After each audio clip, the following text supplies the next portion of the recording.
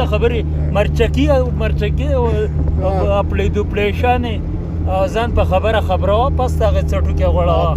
صدقې په د کمر غوړاوه هسې به د غره ته مه ورکوه ډېرې اړتې پړتې شانې له راغلي وو اوسني هلکان چې دا ټیک ټاک یې دا چې جوړېدو ته څه وایي دا خو د لوغړنې چرګې زامن پکې هم دي او د سم عالمې ښځې زامن پکې هم دي نو هغه به موږ ټول په هیمه کولی نه شو که نه خبره په اصولو کې دنده کوم او مرګري پسې دوا غواړی یا مرګري چې کوم ګاډي چې څوک ناست دی او ډېر دغه له راغلي وو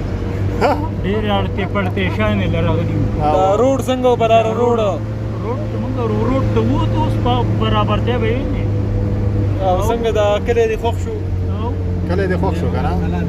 کلي ته خو تورو لمغړو ته راغلی یم تورو شپو ته راغلی یم نن سبا کار څه کوي کارونه خو دغه د روډ دوکان دی اوس د ماین خرڅې پکې او دا چې دا هوټلې دی هغې کې ته کار کوي هغې کې زه کار نه کوم زه خو پکې هسې لرګو کار کوي که پرېښی دی نه لرګو هغه دغه کوو هغه سره کلنډري ده دی خو څنګه ده هغه سره کلنډري دی چې هغه سره نوکرۍ هغه خو منت ته نوکرۍ کوي اوس زموږ سره نوکرۍ لوځو ماشین والا ماشین نو تا ته څه ووي موږ ته دا جواب ورکړی نوکرۍ ضرورت نشته نوکرۍ نه کوي نه وایي د حکومت نوکري یې روډ نه مې مخکې تپوس وکړه چې دا ما د نوکرۍ ته پرېږدي که نه ما د چکر نه بیا څوک څه خبر دی اوس په خبره ته پوه شوې داسې معمولي اثر مې نه دی داسې مې معمولي ډاکټرګي ماکټرګي په علاج هم نه پوهېږي د سیدو په سینټر هسپتال زما داخله کېږي هلته کې مې پوخ غم کېږي بیا نوکري ګورو سرکاري نوکري داسې معمولي رسمه که نه خپله به ځان ټینګوم او ځان به په دې شیشه کې پرایمسي کړی ځان خپله په ډډه باندې اوړم نورو باندې سرې کوني کېږم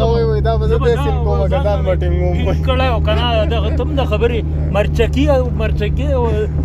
خپلې دوپلیشانې ځان په خبره خبره پس هغه څټو کې غوړاوه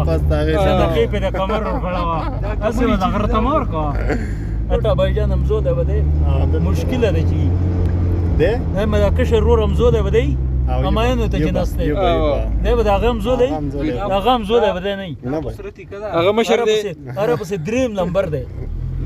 مشر دی وای په دغه کې دی خړو کې دی هغه مې کشر ورور دی درېیم نمبر دی راپسې هغه درېیم هم نه دویم راپسې بل دی هغه د مایانو کار کوي هغه د مایانو دغه چې کوي دا کسب چې کوي چې دی هوټل چې دی بابا شنډه دی بازار نه کته دا هوټل چې دی نو تو سره هوټل کې که نه نور څه کار روزګار کوي نن سبا مشر ورور یم په ما کې د هغه څه کار نشته زه به خپله ډیوټي به خپل ځای چې